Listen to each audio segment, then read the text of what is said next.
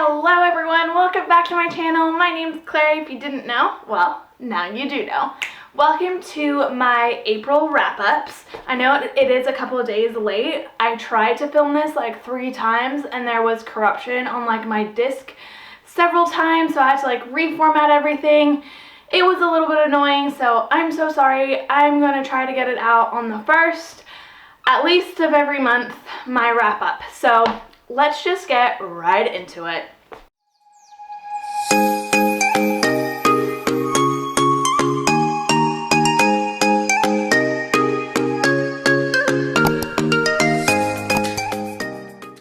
This month I read 5 books. I finished the last one like the 2nd, but I started it in April. Well, I mean, it kind of counts. It counts, okay? I feel like for me, 5 books is like relatively pretty good.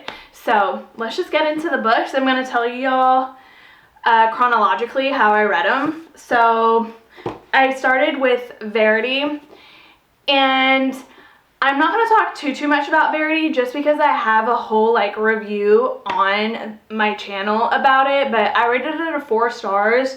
It follows this girl named Lowen that is a struggling like writer, and she lives in New York City, and she has like this meeting with this girl Verity's husband to finish completing one of her series that she really needs to complete because Verity got into like a really bad accident and now she's like brain dead and she can't do anything.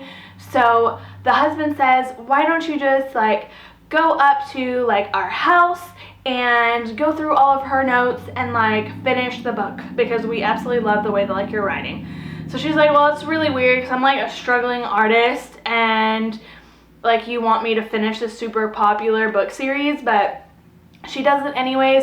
And then really creepy stuff starts to happen like around Verity and the house, and just it's really creepy. So I would say please look up trigger warnings. But that goes for like every single Colleen Hoover. If you don't want to just like be mortified, probably don't read it. So, and this has a lot of like children around, like stuff with children. So if that is a no-go for you, I would say just absolutely skip it. And then I ended up reading Normal People by Sally Rooney. Y'all, I tried to get like 4 reviews almost filmed and it just didn't happen. Like the first one was blurry, I was out of focus, it was just a hot mess. The second one, there was an issue with my chip, so it deleted everything.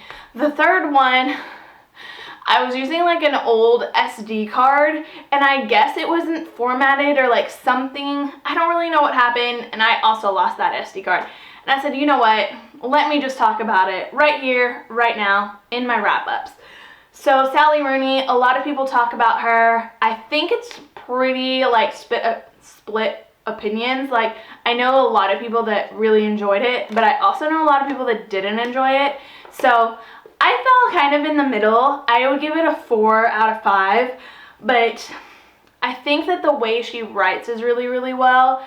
Like her thoughts are so well put into writing. The only thing that bothers me is she doesn't use quotation marks when people talk, and that takes like a couple of chapters to get really into it. So think about that, or know that before going into, I think, all of Sally Rooney's books. But this book in particular follows Connell and Marianne. They live in Ireland. Marianne is like super wealthy. Connell is not. His mother cleans like Marina's house and stuff, but he's really popular in high school, and that is when you meet their relationship, and they're kind of just like hooking up, but nobody knows about it. And the boy in the Connell doesn't want to tell anybody because Marina is kind of a loser. And then you follow them like in college. They go to the same university. She gets really popular. Like he isn't really popular because she goes to like a really snooty, pretentious school. I love the way that she talked about like social classes and the way she just wrote about pretentious people. I thought it was so well written. She did such a good job. She captured my like yeah, it was really good. I really enjoyed it, but there's also absolutely no plot to this. It's only character driven, and the characters kind of just like never fully end up together, if that makes any sense. Like, they're always missing each other. Like, it's never a good time for them to be together. There's always something happening, something else happening, like, and yeah, I liked it, I enjoyed it, but I just didn't love it. And there is a lot of like mental health awareness in this book, which I also really enjoyed that she put in there, and just some of these quotes are so good. Like, yeah, she's a phenomenal writer. I really want to read more of her. And then I read The Spanish Love Deception. This is going to be very, very polarizing because I did not like it. I'm so sorry. I know I hear people just like wanting to click off right now, but for what it's worth, like, absolutely everyone talks about this like book talk. Like, it feels like The Spanish Love Deception is sponsored by Book Talk. Anytime you go on Book Talk, everybody's raving about it, everybody's talking about it, and I just thought it was going to be absolutely amazing. It was okay. So, I'm sorry. I'm so sorry if this is your like favorite book. Like, I know how hurt I get when people are like, I don't like the Ravenhood trilogy. I'm like, what's wrong with you? What do you mean? So like, you can say what's wrong with me. What do you mean? But if you also kind of felt like it was a blah, leave a comment down below, please. I cannot be the only one. This follows Katiana and Aaron Blackford. You probably know about him. And like, I thought most of this was going to be based in Spain, and a lot of this book is based in New York. So they work together, and they're kind of like enemies. She doesn't like him because he said something like really hurtful in the beginning.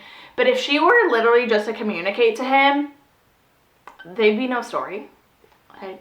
Where it would be like 200 pages instead of like 400 and something. It's 440 pages. Y'all.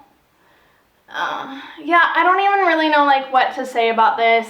It wasn't a favorite. I probably won't talk about it anymore on my channel. Then I read Confess by Colleen Hoover. 5 out of 5. Yes, it was so good. So good. So I feel like this is probably one of the less dramatic books that Colleen Hoover has written. Well, it starts with like this girl named Auburn and her boyfriend is dying. I know I just said that it's the least dramatic, but it's not as dramatic as like It Ends With Us or something like that. It's not as deep. So her boyfriend is dying because he's sick. And so she's like 16 or 15 years old, something like that. So that's how the story starts. And they have like a kid together. She falls pregnant and he passes away. And like, she is taking care of her child with that boy's mother, that boy's mother and that boy's family, and they take like a lot of control over like her son and whatnot. And they move to Dallas, Texas, and she ends up moving also to Dallas, Texas. She really needs a job, so she stumbles along a art gallery that has a help wanted sign, and then you meet Owen. Oh my god, I love Owen so much. So you meet Owen. He is like the art gallery main guy. He's the one that does the paintings, and he paints people's confessions. So that's why it's called Confess. And he just paints like people's confessions. They're anonymous. He ends up painting them, and he makes, a living. He makes bank doing that. And he knows her from a long time ago, but you don't know how he knows her, and she doesn't know that he knows her from before. And you're trying to like get that connection, like where does he know her from, like what happens, like all of that kind of stuff. So it's so good. I took like 2 days to read this. I thought it was absolutely phenomenal. It took me, let's be honest, a week and a half to read this, almost 2 weeks. I was kind of in a reading slump. And then I just pick up a Colleen Hoover and I'm like, hey there, bestie. Like, what's up? And then that's it. That's all I have to say. It's so good. The way that she writes about depression, addiction, sexual assault, just so good. Like, I have no words. I absolutely love this. Probably one of my favorite Colleen Hoover books. I would probably pick it back up just to like feel good kind of, because I love Owen so much. So yeah, that's that. And then I don't currently have the book with me, but I also read Finding Inevra. I'm gonna put it right here. I left it at work, but Finding Inevra is like a sci-fi kind of Stranger Things vibe. So if you like that sort of stuff, you would really enjoy this. It has some romance. It is about a girl named Lucy that in summer she has to go stay with her sister for 2 weeks, and there's a wedding coming up, and Irene is the girl that is getting married. She's one of Lucy's sister's best friends. She has a brother named Grant, and they all used to be really close. Like years and years ago, they used to all live in the same town. They used to all hang out together, and you don't know why like these families stopped talking to each other, or like why they drifted apart, but they no longer speak. And there's a lot of things that happen. I don't want to spoil anything, but Lucy gets visions when she like looks at things and like picks up things, and she has a vision of like this necklace, and it's like a really, really strong vision, and it's something really creepy happening, and that necklace ends up being Grant's, and they have a whole bunch of these artifacts, and they end up getting stolen. And Lucy and Grant and one of their best friends named Jason, who I love, like so good. I love Jason so much. They kind of go on a mission to search for the missing artifacts, and yeah, there's a lot of just like supernatural kind of things happening. It's really, really good. Also, it was written by one of my really good friends, Josie. So I'm going to link all the books down below, and then I'll put like a little, I don't know, her Instagram and stuff if you guys want to check it out.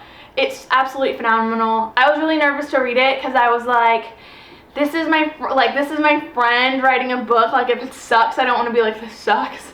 So I was a little bit nervous, but she like shattered my expectations. It was so, so good. She did such a good job. So those are the 5 books that I ended up reading this month. Please let me know what you read in the comments down below, and if you liked this, I will be having it every single month, so please don't forget to subscribe, hit that notification bell please for me, and like, and also comment your TBR coming up. I want to know like what y'all are reading, so just let me know, and I will talk to you guys very, very soon. Thank you for hanging out with me and watching this video. I will see you in my next one. Bye!